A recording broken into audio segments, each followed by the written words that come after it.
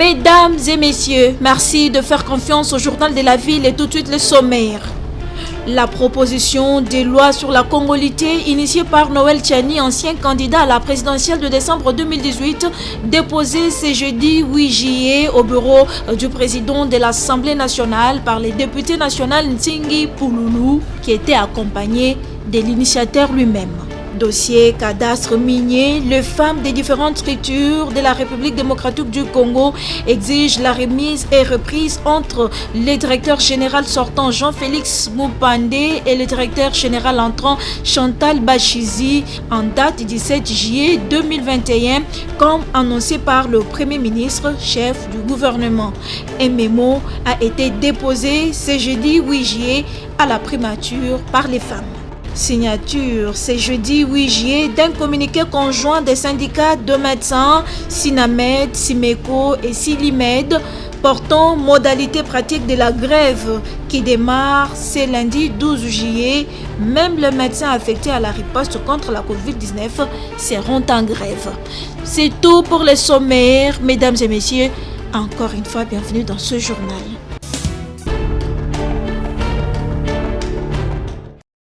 Le député national Ntingi Pouloulou a déposé ce jeudi 8 juillet au bureau du président de l'Assemblée nationale la proposition de loi sur la congolité initiée par Noël Tchani, ancien candidat à la présidentielle de décembre 2018. Dans cette loi, Noël Tchani propose que l'accès à la magistrature suprême soit réservé aux Congolais nés de pères et de mères.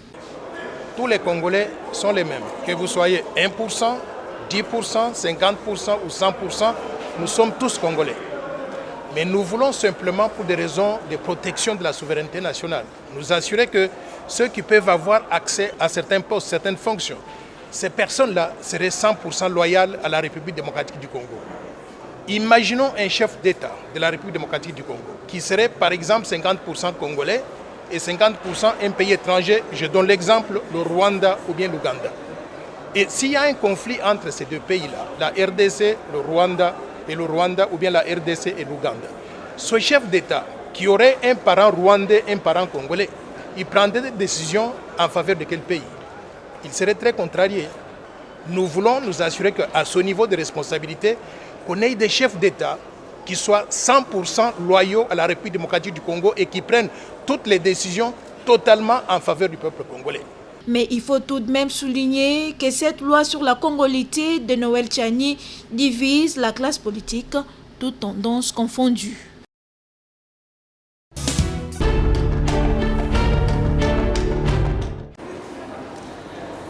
Maître Gloire Boindo Mbemboumba, en sa qualité de citoyen congolais et constitutionnaliste de formation, a déposé une correspondance à l'Assemblée nationale et au Sénat pour s'opposer à la suppression du Sénat, tant vanté par Steve Mbikaï. Gloire Boindo était accompagné de Malik Fouka et ce courrier a été déposé ce 7 juillet 2021. Pour ces juristes, supprimer le Sénat, c'est toucher directement à l'autonomie des provinces car les sénateurs sont élus au suffrage indirect par les députés provinciaux représentant le peuple à la base. Nous, en tant que constitutionnalistes, juristes, nous sommes un tout petit peu dérangés par rapport à cette déclaration d'une aussi grande personnalité que l'honorable Steve Mbikaï. Raison pour laquelle on a rédiger une correspondance pour faire valoir l'importance de certaines institutions dont le Sénat et rappeler à l'honorable Steve Mbikaï ses droits constitutionnels mais aussi ses devoirs patriotiques. Et en bon citoyen congolais, nous avons voulu éclaircir les autorités compétentes sur les bienfaisances de l'institution politique qui est le Sénat. Et nous espérons que les autorités auront une oreille attentive à nous lire et nous répondre. Maître Gloire Boindo a annoncé qu'il va animer une conférence de presse pour éclairer la lanterne de l'opinion publique sur cette question.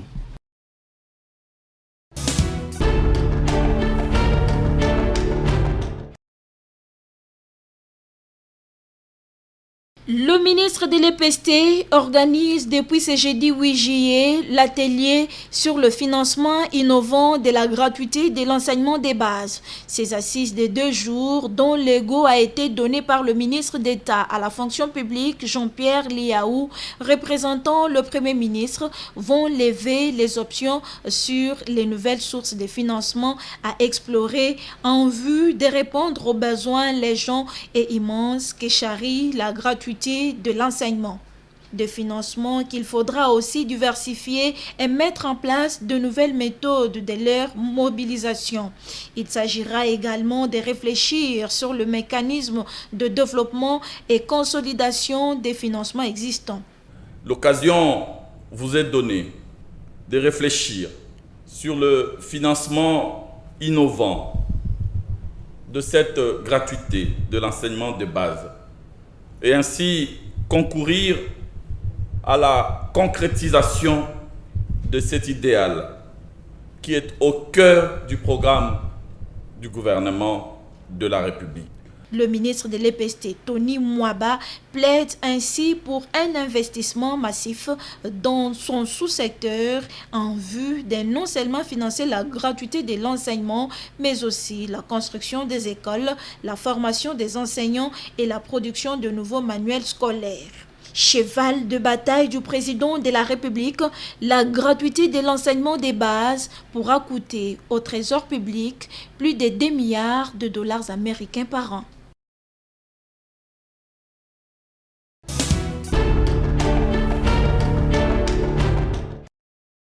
La ministre d'État, ministre de la Justice et garde de Sceaux, Rose Mutombo Kiese, a ouvert ce mercredi 7 juillet à Kinshasa une journée de réflexion sur les modalités d'application de l'état de siège dans les provinces de l'Ituri et du Nord Kivu, en présence du ministre Amato Bayou-Baziré. Il était aussi question pour la ministre d'établir sur la question du barème. À en croire la ministre, je me suis battue au niveau du gouvernement pour que le nouveau barème des magistrats puisse commencer en ces mois de juillet 2021. L'objectif de cette journée de réflexion était de remettre également aux juridictions et offices de ces 2 provinces de fonctionner dans les limites tracées par l'ordonnance du 3 mai 2021 portant mesures d'application de l'état de siège sur une partie de la RDC et c'est conformément à l'article 56 de la Constitution. À la fin de la journée, le premier président de la Cour d'appel du Nord Kivu, Nicolas Twendimbadi Manana, a déclaré: Nous avons réfléchi sur cette question de la paralysie des juridictions civiles dans les 2 provinces concernées par l'état de siège et nous sommes arrivés à la conclusion que ces juridictions civiles doivent reprendre les activités dans les matières autres que les matières répressives, étant précisé que ces matières, donc les matières répressives, reviennent de par les 2 ordonnances et de par la Constitution à la juridiction permettez la tautologie des juridictions militaires. Aussi, nous avons réfléchi sur les modalités de déploiement des magistrats pour qu'ils puissent couvrir justement les activités judiciaires dans ces 2 provinces. Les praticiens des droits, les premiers présidents de cour d'appel du Nord Kivu et de l'Ituri, les bâtonniers des 2 barreaux, des membres du Conseil supérieur de la magistrature et des techniciens du ministère de la Justice ont pris part à cette journée de réflexion.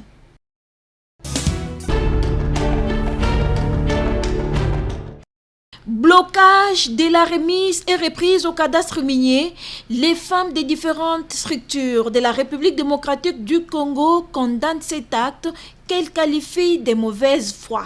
Composées en une délégation, elles ont déposé un mémo ce jeudi 8 juillet à la primature dans lequel elles exigent le respect et l'exécution de l'ordonnance du 27 décembre 2018 nommant Chantal Bachizi Lembo, directeur général au cadastre minier en remplacement de Jean-Félix Mupande.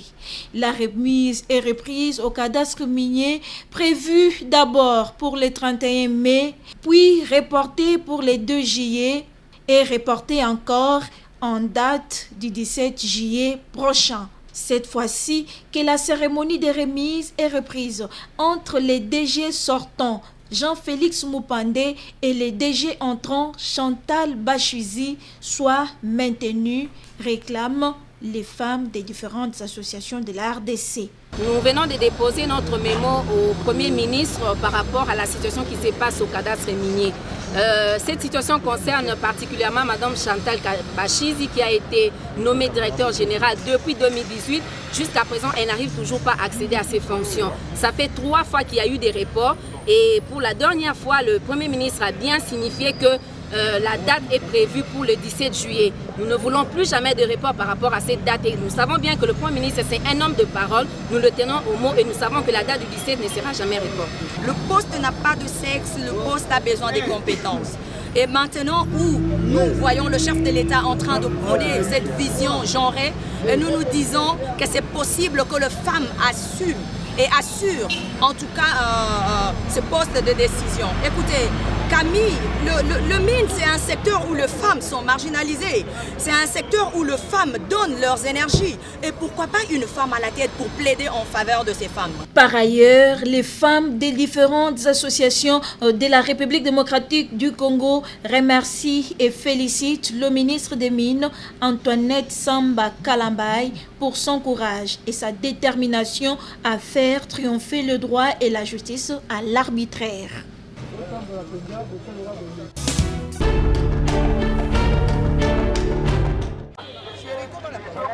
Dans les soucis de soulager la population congolaise à vivre tant soit peu dans de bonnes conditions, l'association humanitaire Africa Surprise United for Congo a procédé ce jeudi 8 juillet à la distribution des bons alimentaires et des pharmacies dans la commune de Bandalungwa. Et ces bons ont permis à la population de se procurer des produits pharmaceutiques et des produits de première nécessité dans une pharmacie et alimentation partenaire de l'association humanitaire Africa qui s'est dotée comme mission aider les autres qui en ont besoin et leur donner du sourire aux lèvres. Merci mingi na mutasali eloko nzamba pambola e pope na bandai koyoka bien te na zwi kisi eloko te papa na zwi yango fele na zwi yango fele na koma nzambe nzamba pambola yo papa apambola pe muto asali eloko ngo tapese lo te popese ka bon nde na koti na zwi wa kisi merci na o basali ba continuer kaka ba tika te yebisa bango merci mingi pona mkwalelo lenga la vala nzala mais na zwi siko biloko merci na bango nanga zwi mipanzi na zwi soso na sepeli vraiment na sepeli makasi na zwi soso na sombi te Africa Surprise na tuka na sepeli makasi a continuer kaka nzamba pambola vraiment. Jean-David Mbundu, coordonnateur de l'association Africa Surprise United for Congo, revient ici sur sa motivation avant d'appeler aux hommes de bonne volonté de leur emboîter les pas. Nous sommes une association à but non lucratif. La seule motivation qui nous pousse à descendre et distribuer, c'est l'amour que nous portons pour nos frères congolais. Et nous sommes descendus aujourd'hui pour les offrir des bons alimentaires et les bons pour recevoir le produit pharmaceutique pour se faire soigner. Il y a d'autres personnes qui ont des moyens mais qui ne savent pas où canaliser ces moyens. Alors je vous donne une seule adresse de contacter l'Africa Surprise United for Congo. À l'occurrence, vous pouvez contacter Madame Kinze Kamulu Basai, qui est notre secrétaire général, et Monsieur Pati Asabe, qui est le président de l'association. Donc, venez tous nous encourager, unissons-nous. On dit si vous voulez aller loin, faites-vous accompagner par les autres. Signalons par ailleurs que cette activité a connu la participation de l'association Liboké dans la matérialisation de bons des pharmacies et alimentaires.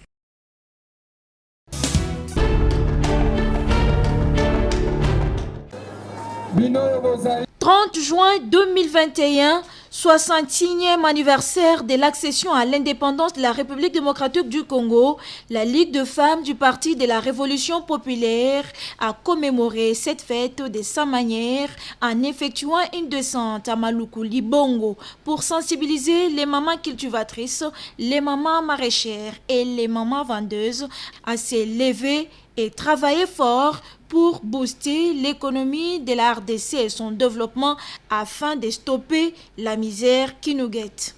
C'était également une occasion pour la présidente de la Ligue de femmes du PRP, Safi Kazadi, de sensibiliser ses mamans sur l'importance de la culture du maïs variété JKK 981. Si nous sommes ici à Maluku, nous avons eu une approche particulière et vous avez vu que la majorité ici, ce sont les femmes commerçantes. Les femmes commerçantes qui viennent des provinces. Et nous sommes venus ici pour les sensibiliser, pour voir 61 ans, c'est vrai, qu'est-ce qu'elles ont récolté de 61 ans.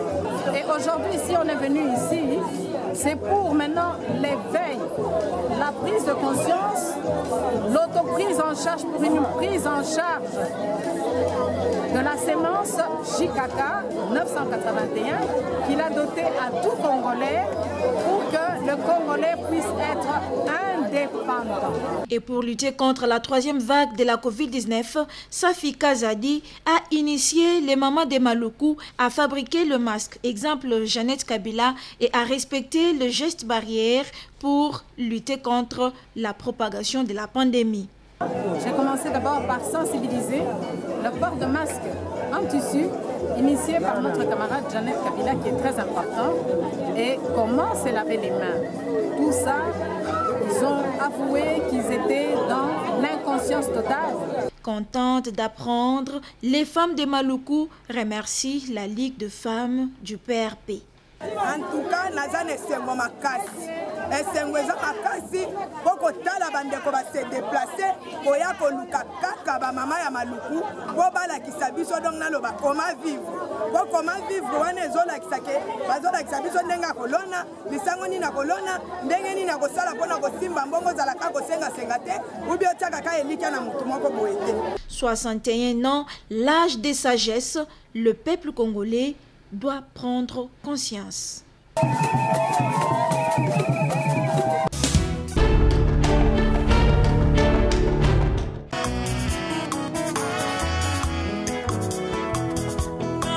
La famille Bontongo et les enfants Etaka ont le regret d'annoncer aux amis et connaissances et les ressortissants d'Mbandaka, Ngela Tango, le décès de leur frère, père, oncle et grand-père Etaka Bontongo Gabriel, survenu le 27 juin à Kinshasa. Le deuil est organisé à son domicile 6 avenue Mengi, numéro 10, référence Gasca, pompage après les sauts de mouton.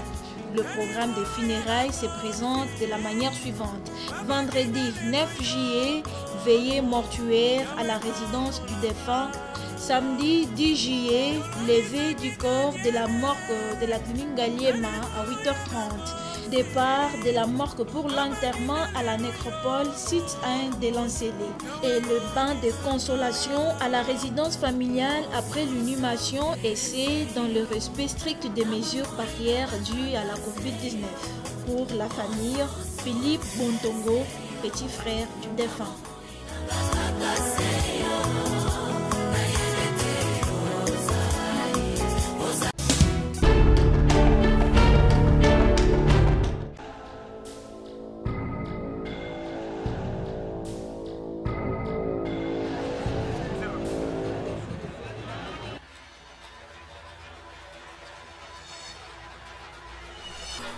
Maman, par ici. Oh, bonjour. Bonjour papa. Présenté. Ngai comme ngai madame et maman Mbali Osombo, nazali commerçante. Comme la Ziza, sa commerçante Agnès Baïdinga. Où sont vos marchandises? Elles sont là.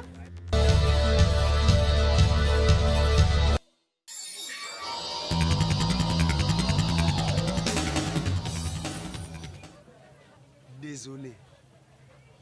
Vos marchandises sont périmées. Et lesquelles là? Oui. Je lui avais dit. C'est périmé. C'est triste. J'ai bien dit. Vos marchandises. Yayo na yaye. Elles sont impropres à la consommation. Aïe, ça tout pour. Papa, tout solo là. Faisons un arrangement à l'amiable. Veut dire faire la coopération bilatérale. Donc, coopération gagnant-gagnaka. Ah, vous avez des termes, hein? Mais j'ai bien dit, vos marchandises sont avariées, périmées. Et on les cache. Fin mission. Gaou. Chef, les marchandises sont avariées. Gaou. Chef. Avarié ne tue pas les Congolais. Congolais kufaka na microbité. Tikanga na solola na bango. Allons tout droit au bi. Nous on a kilo. Et bene kutu pete. Yanga mpe mosusu yango. Biso na biso tokende kobomana na ndenge nini wana. Yo kutu tiko tak. Tako tiko. Vous êtes sauvage, hein? Allez, venez avec moi dans mon bureau. Chers compatriotes, la corruption favorise la mise sur marché des produits périmés. Pour une alimentation saine, combattons-la. Ceci est un message du RECIC, réseau d'éducation civique au Congo, avec l'appui de 11-11-11.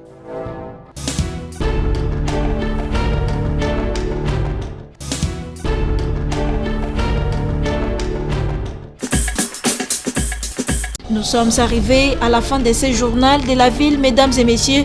Merci de l'avoir suivi. Le prochain rendez-vous est fixé pour ce vendredi et d'ici là, portez-vous bien.